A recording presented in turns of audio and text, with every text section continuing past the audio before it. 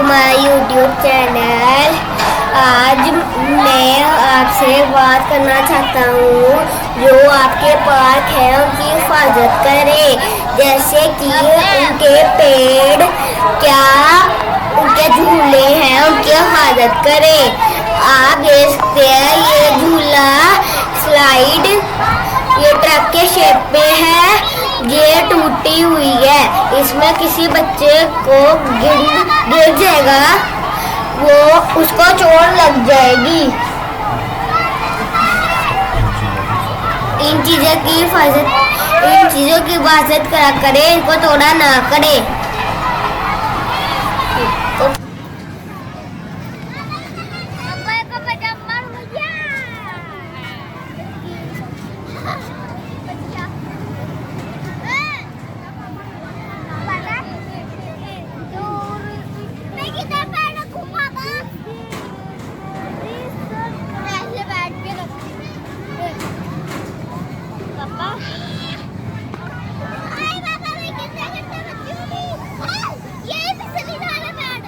यहाँ पे